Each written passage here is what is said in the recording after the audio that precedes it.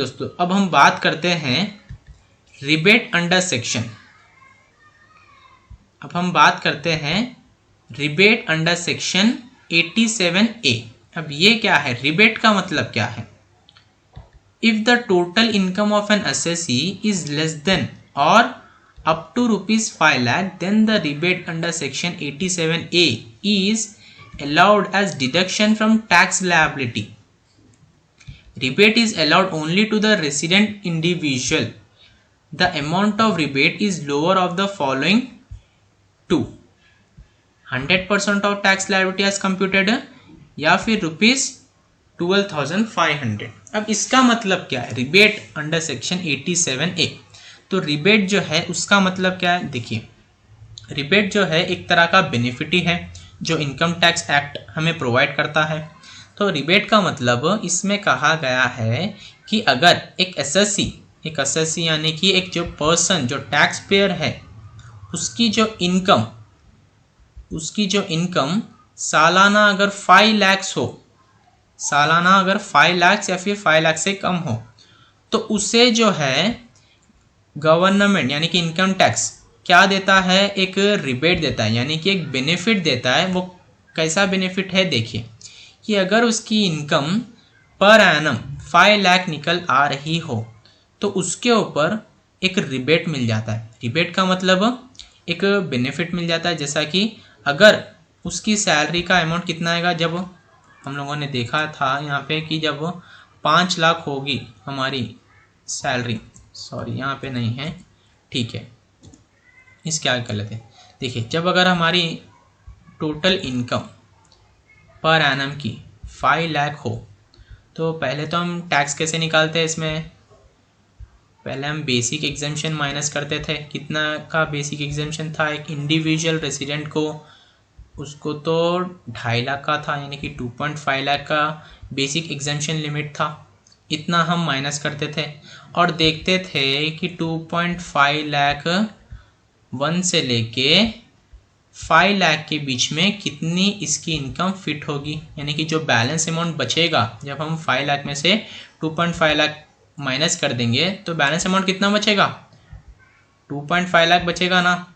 तो हम देखते थे कि ये बैलेंस अमाउंट जो है इन दो में फिट करते थे, यानी कि 2,50,000 से लेके 5 लाख तक इन दो में कितनी फिट हुई उसके ऊपर हम कितना लगाते थे, 5% लगाते थे, उसके ऊपर 5% कैलकुलेट करते थे। तो यहाँ पे इसकी जो है 2,50,000 आ रही है बैलेंस अमाउंट, तो उस पर हम 5% जब लगाएंगे तो हमें कितना आएगा अमाउंट, टैक्स अमाउंट 12,500 आएगा। जब हम 2,50,000 पर 5% मारेंगे तो 12,500 आएगा अमाउंट।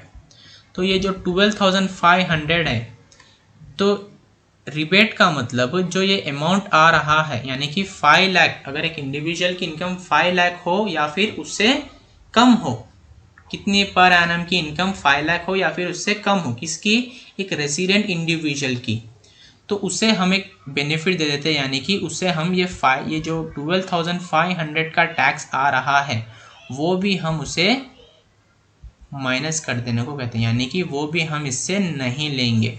समझ में आया दोस्तों, वो भी जो अमाउंट है हम उसे नहीं देंगे, उसे यही बेनिफिट दे देंगे। जैसा कि देखिए the amount of rebate is lower of the following two, यानी कि या तो 100% of tax liability as computed है या फिर 12,500। 100% ऑफ टैक्स लायबिलिटी कंप्यूटेड का मतलब जैसा कि अगर मान लो इसकी इनकम हो 4 लाख इसकी इनकम हो, तो इसमें क्या होगा, पहले तो हम बेसिक एग्जेम्पशन माइनस करेंगे। बेसिक एग्जेम्पशन लिमिट कितनी है इंडिविजुअल रेसिडेंट को बेसिक एग्जेम्पशन लिमिट है वो है 2.5 लाख। तो जब हम माइनस करेंगे 2.5 लाख 4 लाख में से, तो हमारा कितना बचेगा यहाँ पे 1.5 लाख 1,50,000 बचेगा। तो ये 1,50,000 को हम देखेंगे कि वो 2.5 लाख से लेके 5 लाख तक कितनी फिट होगी, उस पर 5%।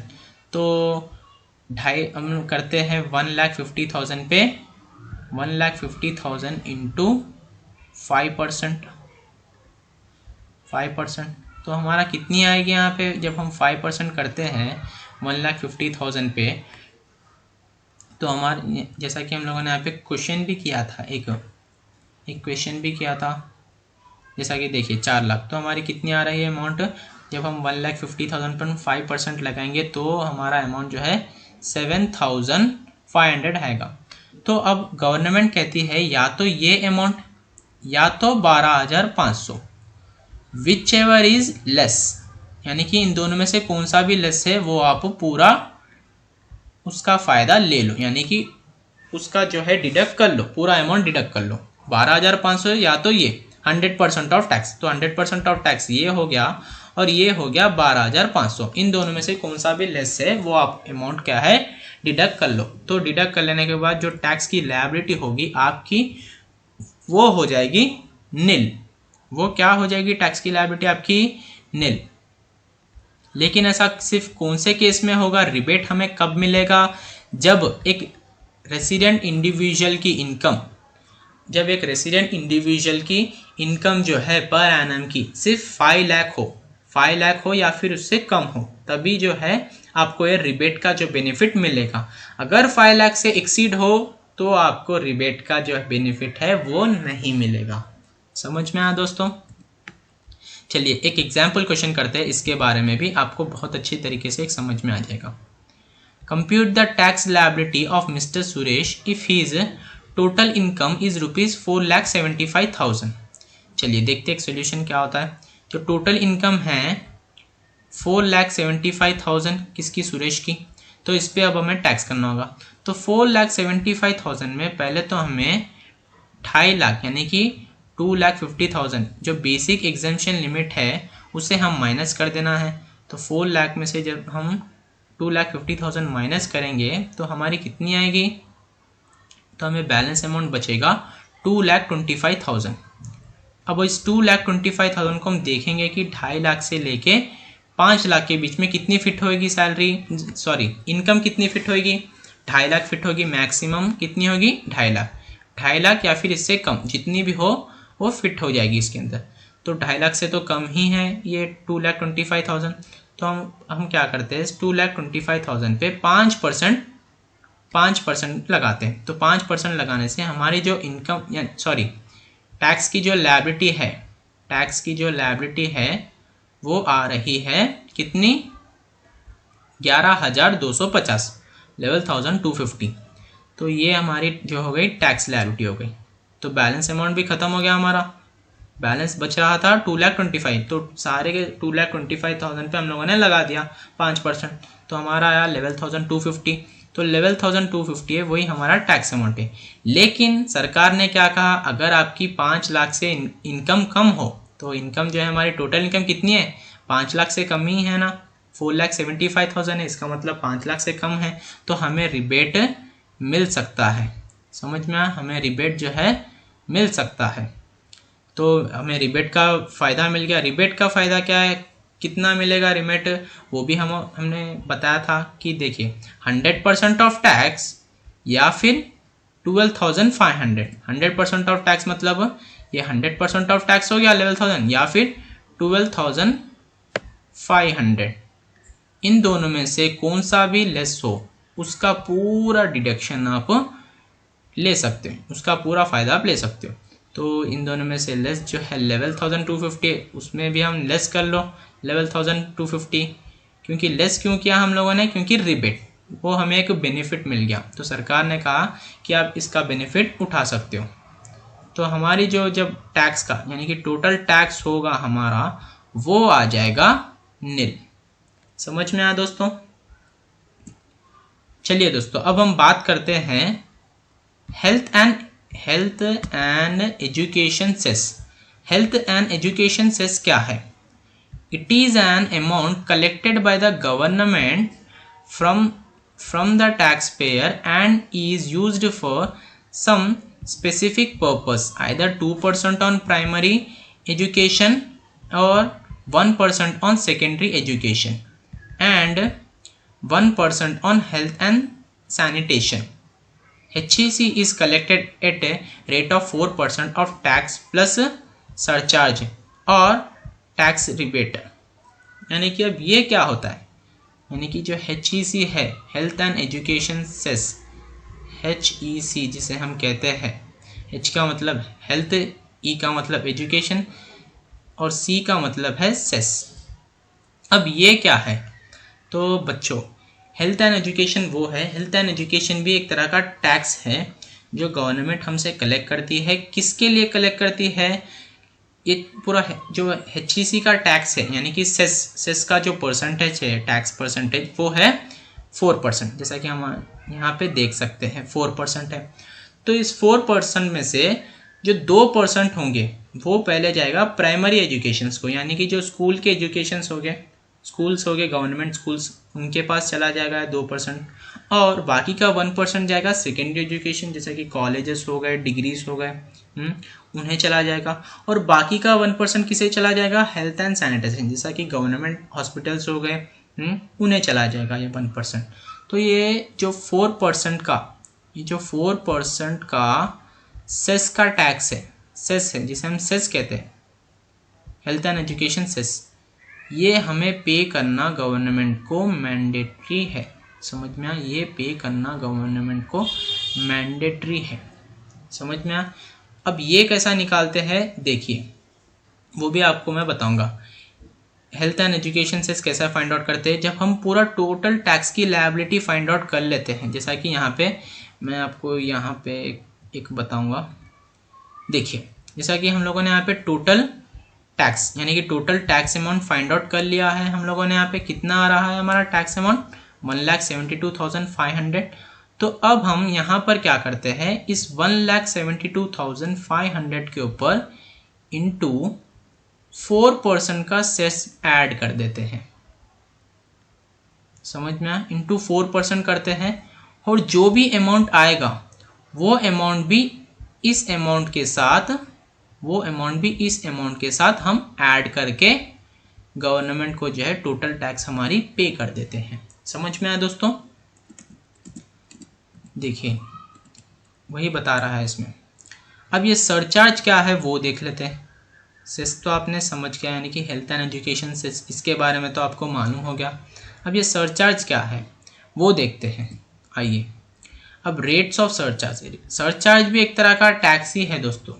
इसमें भी अलग अलग रेट्स होते हैं। इसमें रेट्स क्या होते हैं देखिए, tax on tax is called surcharge, यानी कि सरचार्ज जो है टैक्स के ऊपर ही एक टैक्स लगता है, उसे कहते हैं हम सरचार्ज।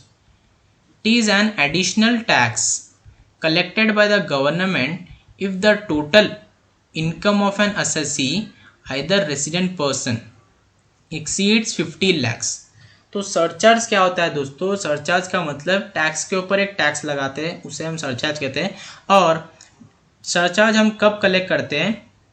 जब एक रेसिडेंट पर्सन यानी कि एक असेसी की, जो इंडिया का हो, जो रेसिडेंट हो, उस रेसिडेंट पर्सन की जो इनकम होती है सालाना 50 lakhs को एक्सीड कर देती है। समझ में आया दोस्तों? 50 lakhs या फिर 50 lakhs को एक्सीड कर देती है उसकी सालाना इनकम, पर एनम की इनकम, तब हम उस पर क्या लगाते हैं? सरचार्ज के जो रेट्स है वो भी लगाते हैं। जैसा कि देखिए अप टू 50 lakhs, 50 या फिर 50 के ऊपर, अप टू 50 यानी कि 50 lakhs या फिर 50 lakhs से कम, तो उस पर कोई भी सरचार्ज का रेट नहीं लगेगा। तो इसका मतलब वो हो गया नील। अगर 50 lakhs से ऊपर हो लेकिन 1 करोड़ से कम हो, 50 lakhs से ऊपर हो लेकिन 1 करोड़ से कम हो, तो इन दोनों के बीच जितना भी अमाउंट आएगा उस अमाउंट पे हम कितना लगाते हैं? 10%। समझ में आया दोस्तों? अब इसी तरह ऐसे भी 1 करोड़ से ज़्यादा हो, 1 करोड़ से ज़्यादा हो और 2 करोड़ से कम हो, 2 करोड़ से कम हो, तो इन दोनों के बीच जितना भी अमाउंट आएगा उस अमाउंट पे हम लगाते हैं 15% का सरचार्ज। अब 2 करोड़ से ज़्यादा हो और 5 करोड़ से कम हो और 2 करोड़ से लेके 5 करोड़, इन दोनों के बीच जितना भी अमाउंट फिट होगा उस पर हम लगाते हैं 25%। समझ में आया? 25% का सरचार्ज। अगर अबव 5 करोड़, अगर 5 करोड़ से ऊपर हो तो सीधा सीधा हम सॉलिड यहाँ पर 37% का सरचार्ज लगाते हैं। समझ में आया। और ये सरचार्ज कब लगाते हैं दोस्तों, जब हम ये टैक्स की लायबिलिटी कैलकुलेट कर लेते हैं। जैसा कि मैंने यहाँ पे टैक्स की लायबिलिटी कैलकुलेट कर लिया, तो इसकी जो टोटल इनकम है वो कितनी आ रही थी, इसकी जो टोटल इनकम थी वो आ रही थी 12 lakhs। तो सरचार्ज का हमने पढ़ा था, सरचार्ज कब लगाते हैं हम, 50 lakhs को जब इनकम एक्सीड कर देती है, 50 lakhs को एक्सीड यानी कि 50 lakhs के ऊपर, तो जब हम लगाते हैं सरचार्ज, तो इसकी जो है इनकम 50 lakhs को एक्सीड नहीं की, इसलिए हम लोगों ने यहाँ पर सरचार्ज नहीं लगाया है। अब देखते हम, मैं सरचार्ज के ऊपर भी एक क्वेश्चन करूँगा। देखिए एक एग्जाम्पल क्वेश्चन करते हैं सरचार्ज के ऊपर ही, एक एग्जाम्पल क्वेश्चन। तो देखिए, compute mister Sohan's tax liability if his total income is 62 lakhs। अगर सोहन की इनकम जो है सालाना यानी कि पर एनम की इनकम सोहन की 62 lakhs है, तो उसके ऊपर कितना टैक्स अमाउंट पे करना होगा गवर्नमेंट को, यानी कि 62 lakhs पे कितनी टैक्स लायबिलिटी आएगी। तो अब हम फाइंड आउट करते हैं। देखिए सॉल्यूशन देखिए, टोटल इनकम कितनी है सोहन की 60 lakhs ले लेते हैं, यहाँ पे 62 नहीं 60 lakhs ले लेते हैं। चलो सोहन की इनकम कितनी है दोस्तों 60 lakhs मान लो, चलो 60 lakhs। अब यहाँ पर क्या करते हैं हम, टैक्स लायबिलिटी निकालते हैं इसकी। तो बेसिक एग्जम्पशन लिमिट क्या है, एक रेसिडेंट पर्सन को बेसिक एग्जम्पशन लिमिट है 2,50,000। तो 2,50,000 हम तो पहले माइनस करते हैं 60 lakhs में से। 60 lakhs में से जब हम माइनस करेंगे 2,50,000, तो हमारा अमाउंट कितना आएगा बच्चों, हमारा अमाउंट आएगा 57 lakhs 50,000। तो 2 लाख पहले तो के 2.5 लाख पे तो एग्जम्पशन लिमिट होगा, इसलिए उस पर कोई भी रेट नहीं लगेगा, इसलिए नील रेट। और बाकी का जो 2.5 लाख होगा, 2.5 लाख से लेके 5 लाख, इन दोनों के बीच जितना भी अमाउंट आ रहा हो, इन दोनों के बीच जितना भी फिट हो रहा हो, इन दोनों के बीच फिट कितना होगा, मैक्सिमम इन दोनों के बीच 2.5 लाख ही फिट होगा। तो उस 2.5 लाख पर हम कितना करते हैं 12,500। तो ये 2.5 लाख, और पहले तो हम लोगों ने 2.5 लाख निकाल लिया 60 lakhs में से। जब हम 2,50,000 निकालते हैं तो बैलेंस अमाउंट हमारा कितना बचता है 57 lakhs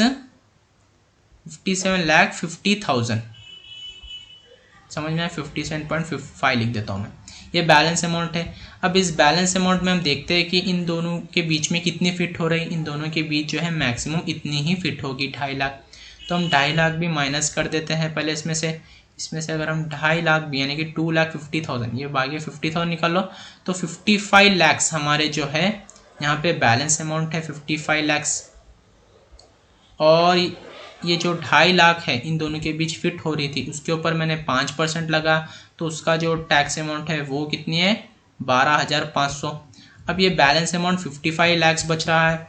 तो हम देखते हैं कि 5 लाख से लेके 10 lakhs तक कितना अमाउंट फिट होगा इन दोनों के बीच। तो मैक्सिमम अमाउंट है वो होगा 5 लाख ही फिट होगा। तो अब हम इस 5 लाख पर कितना 20% कैलकुलेट करते हैं, हम इस 5 लाख पर करते हैं 20%। जब हम 20% निकालते हैं 5 लाख पे, तो हमारा आता है 1 लाख। और यहाँ से हम क्या करते हैं माइनस 5 लाख को माइनस करते हैं, क्योंकि 5 लाख तो हमने यहाँ पे फिट कर दी। समझ में 5 लाख को माइनस कर दिया हम लोगों ने, तो कितना बचा पूरा बचा 50 lakhs। समझ में आया दोस्तों 50 lakhs। और ये जो टैक्स का अमाउंट आ रहा है पहले तो 12,500 और दूसरा 1 लाख। अब 50 लाख जो है बैलेंस अमाउंट बच गया। अब हम 50 lakhs को क्या करते हैं, देखते हैं कि 10 lakhs के अबव, यानी कि अब ये 50 lakhs जो है 10 lakhs के अबव आ रहा है, तो 50 lakhs के ऊपर हम सीधा 30% चार्ज करते हैं। तो 30% जब हम लगाएंगे 50 lakhs के ऊपर, तो वो आएगा 15 lakhs। अब तो पूरा अमाउंट हमारा बैलेंस में से भी हम क्या कर देते हैं, अब इस बैलेंस अमाउंट कहाँ है, चलो अब इस बैलेंस अमाउंट में से भी हम कर देते हैं माइनस 50 lakhs, क्योंकि वो 10 lakhs के अबव हम लोगों ने ले लिया। तो पूरा बच गया अब हमारा ज़ीरो हो गया यहाँ पे। तो बैलेंस अमाउंट अब कोई भी नहीं रहा। तो 50 lakhs पे भी हम लोगों ने यहाँ पे लगा दिया है 30% के हिसाब से, तो वो आ गया हमारा 15 lakhs। अब हमारी टैक्स की लायबिलिटी कैलकुलेट करते हैं। टैक्स की लायबिलिटी कैलकुलेट करते हैं। टैक्स की लायबिलिटी कितनी आएगी हमारी, ये 15 लाख को ऐड कर लेना होगा, फिर हमें इस 12,500 को ऐड कर लेना होगा और 1 लाख को। इन सभी अमाउंट्स को जब हम ऐड करते हैं तो हमारी जो टैक्स की लायबिलिटी आती है वो आती है 16,12,500। समझ में आया दोस्तों। और रिबेट, यहाँ पे रिबेट हमें मिलेगा नहीं मिलेगा, क्योंकि रिबेट का कॉन्सेप्ट कब मिलेगा, रिबेट का कॉन्सेप्ट हमें ये बताता है कि रिबेट जो है हमारी इनकम अप टू 5 लाख हो, 5 लाख या फिर उससे कम हो तो तभी हमें रिबेट मिलेगा। यहाँ पे तो 50 लाख इनकम जा रही, 60 लाख इनकम जा रही है तो रिबेट तो हमें नहीं मिलेगा। अब सरचार्ज कैसे लगेगा, देखिए दोस्तों सरचार्ज कैसे लगेगा। पहले हम सरचार्ज लगाते हैं, टैक्स के ऊपर सरचार्ज लगाते हैं। देखिए 50 लाख से, देखो हमारी इनकम यहाँ पे कितनी है, 60 लाख है, 60 लाख हमारी इनकम है। तो मैंने आपको बताया था कि सरचार्ज का जो रेट है वो कैसा लगाते हैं, 50 लाख से लेके 1 करोड़ के बीच में कितनी फिट होगी इनकम, मैक्सिमम 50 लाख होगी, मैक्सिमम 50 लाख इनकम फिट होगी। हाँ, तो मैक्सिमम 50 लाख पर हम लगाते थे कितना परसेंटेज, 10%। तो हम ऐसे ही कैलकुलेट करेंगे। तो हमारी जो इनकम थी, हमारी इनकम कितनी थी यहाँ पे 60 लाख की इनकम है। तो अब हम देखेंगे कि 50 लाख से लेके 1 करोड़ पर हमारी कितनी फिट हो रही है। तो 50 लाख से लेके 1 करोड़ के बीच में हमारी कितनी फिट हुई, 50 लाख के अंदर ही आ रही है ना, 50 लाख हमारी तो 60 लाख से, तो इसके अंदर ही फिट हो जा रही है हमारी जो इनकम है। देखिए 50 लाख से लेके 1 करोड़, तो हमारी किसे एक्सीड किया हमारी इनकम ने, सोहन की जो इनकम है 50 लाख से एक्सीड हुई, लेकिन देखिए कि वो 1 करोड़ से कम है। हाँ जी भाई कम है 1 करोड़ से। तो सोहन की जो इनकम है 60 लाख तक है, यानी कि 50 लाख को तो एक्सीड कर दी, लेकिन क्या एक्सीड की है 1 करोड़ को, नहीं, 1 करोड़ से कम है। तो इन दोनों के बीच का स्लैब रेट जो है वो होगा 10%। तो 60 लाख पर हमें 10% नहीं लगाना है दोस्तों। ज़्यादातर बच्चे यहीं पर गलती करते हैं। जैसा कि हम लोगों ने सरचार्ज का बारे में पढ़ा था कि सरचार्ज जो है टैक्स के ऊपर टैक्स लगता है, ना कि इनकम के ऊपर। तो टैक्स हमारा कितना आ रहा था यहाँ पे, टैक्स लायबिलिटी 16,12,500। तो इसके ऊपर हमें ये रेट लगाना होगा 10%। ये 10% का रेट क्यों लगाना होगा मैंने आपको बताया, क्योंकि उसकी जो इनकम है वो किसको, 50 लाख को तो एक्सीड कर रही है, लेकिन 1 करोड़ को एक्सीड कर रही है नहीं, 15 लाख को एक्सीड कर रही है और 1 करोड़ के अंदर ही है। इसीलिए हम लोगों ने 10% का रेट लगाया। किसके ऊपर, इसके ऊपर, टैक्स लायबिलिटी के ऊपर, क्योंकि सरचार्ज जो है टैक्स के ऊपर टैक्स लगता है। तो ये टैक्स लायबिलिटी के ऊपर हम लोगों ने लगा दिया है 10% का रेट। तब हमारा यहाँ पे कितना आया, सरचार्ज का जो टैक्स अमाउंट है वो आ रहा है 70,950। तो जब अब हम इस दोनों अमाउंट को कैलकुलेट करेंगे, इस अमाउंट को इस पे नहीं, 70,500 नहीं, जब हम 16,12,500 के ऊपर 10%, 16,12,500 के ऊपर 10% का अमाउंट लगेंगे तो वो आएगा 1 लाख। तो वो आ जाएगा, मैं पहले से रफ कर देता हूँ ताकि आपको कंफ्यूज हो जाएगा। देखिए, चलो बच्चों देखिए, यहाँ पे हुआ क्या, मैंने सेस का अमाउंट ऐड ले लिया तो होते रहता है, चलो कोई बात नहीं। हाँ देखिए 16,12,500 के अमाउंट पे हम क्या करते हैं, 10% लगाते हैं। 10% क्यों लगाते हैं मैंने तो आपको बता दिया। उस पर जब हम 10% कैलकुलेट करेंगे तो वो आएगा हमारा 1,61,250। समझ में आया दोस्तों। जो सरचार्ज का अमाउंट है, सरचार्ज का टैक्स अमाउंट है वो है ये है हमारा सरचार्ज का टैक्स, सरचार्ज टैक्स। और मैंने कहा था कि आप हमको HEC यानी कि सेस अमाउंट भी पे करना होगा। सेस का भी एक टैक्स होगा जिसे हम कहते हैं HEC health and education cess, उसका कितना परसेंटेज होगा, कितना भी हो, इसका कोई स्लैब रेट्स नहीं है, सिर्फ एक ही रेट है इसका। जितना भी जो भी हमारी टैक्स की अमाउंट आ रहा है, यानी कि हमारा जो भी टैक्स का अमाउंट आ रहा है उसके ऊपर हम 4% देते हैं। तो पहले हम कैलकुलेट करते हैं इस अमाउंट को, पहले मैं रफ कर देता हूँ इन सभी को।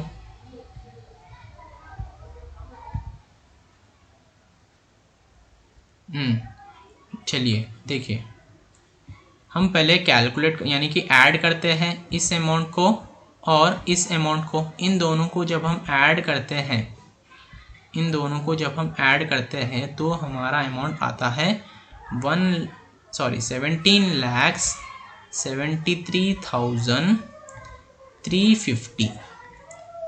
तो ये अमाउंट पे हमें क्या करना होगा, सीधा सीधा 4% का सेस यानी कि HEC health and education cess भरना होगा 4%। जब हम 4% कैलकुलेट करेंगे ये अमाउंट पर तो आएगा हमारा 70,950। अब हम इन सभी अमाउंट्स को ऐड कर लेना होगा, ये अमाउंट को ऐड कर लेना होगा जो कि टैक्स लायबिलिटी थी, और ये जो है सरचार्ज का टैक्स है। पहले मैं रफ कर देता हूँ सभी। देखिए ये है टैक्स लायबिलिटी, ये है सरचार्ज का टैक्स, और ये है सेस यानी कि HEC health and education cess. इन सभी को जब हम ऐड करते हैं तो तब आएगी हमारी नेट टैक्स लायबिलिटी, यानी कि टोटल टैक्स लायबिलिटी भी बोल सकते हैं हम इसे, और नेट टैक्स लायबिलिटी यानी कि इतना जो करेक्ट अमाउंट है टैक्स का अमाउंट है वो हमें पे करना होगा गवर्नमेंट को। ये इसलिए हम इसे कहते हैं टैक्स लायबिलिटी। समझ में आया दोस्तों?